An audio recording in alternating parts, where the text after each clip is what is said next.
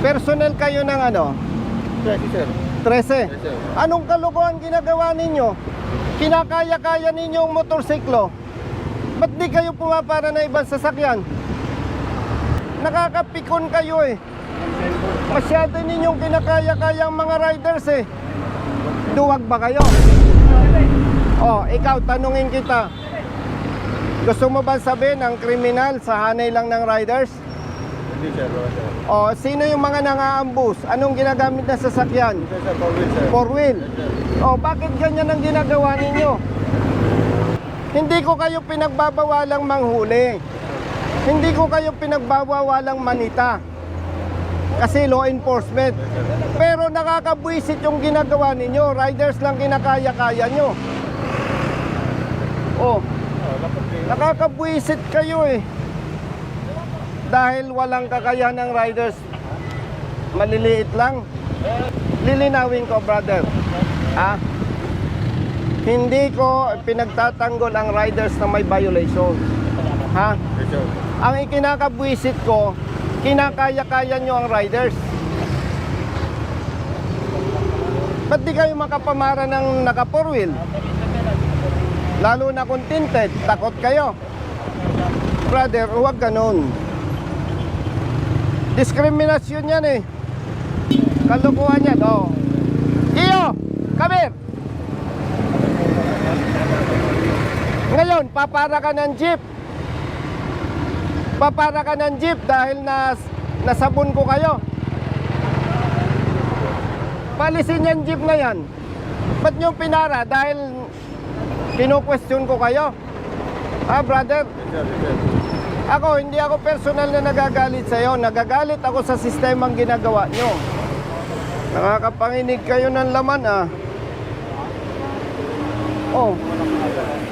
Salita ka. Go! Tinatawagan na, sir.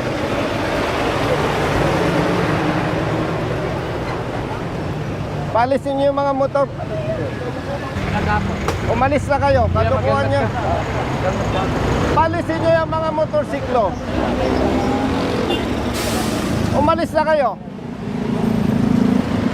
Brother, kung hindi nyo kayang sitahin ng ibang sasakyan, huwag kayong manghuli ng motorsiklo.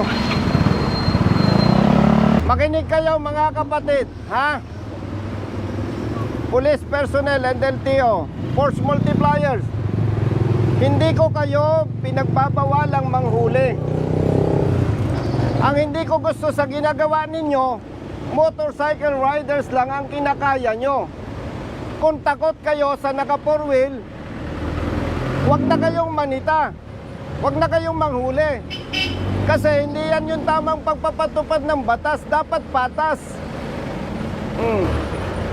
Huwag nyo may pahalata sa publiko na takot kayo sa mga naka 4 wheels.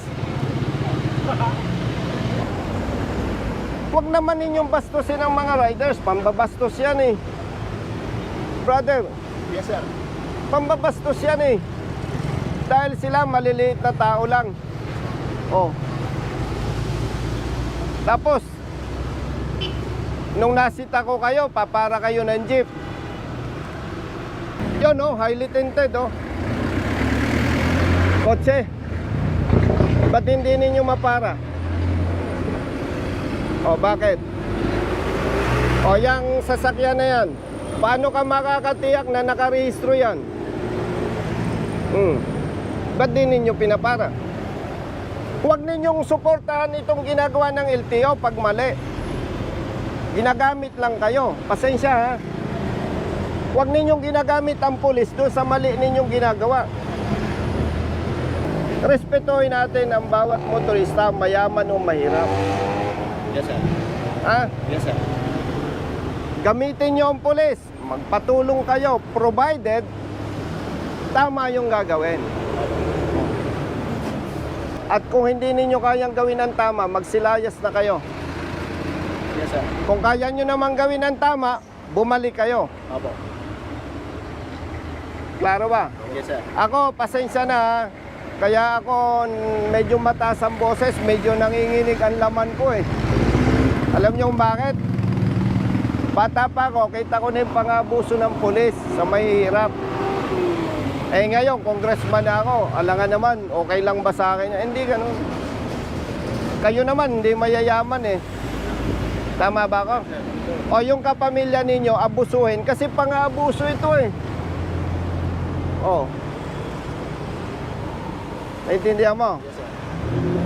Hindi tayo magkakaaway.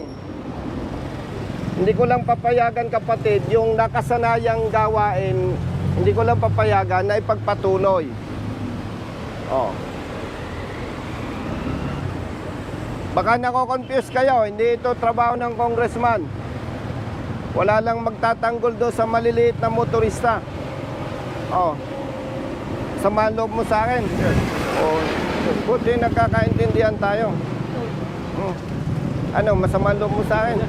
Brother, ayusin nyo ha. Thank you, sir. Pag hindi nyo binago yan, mag-aaway-aaway tayo. Yes, Okay? sir.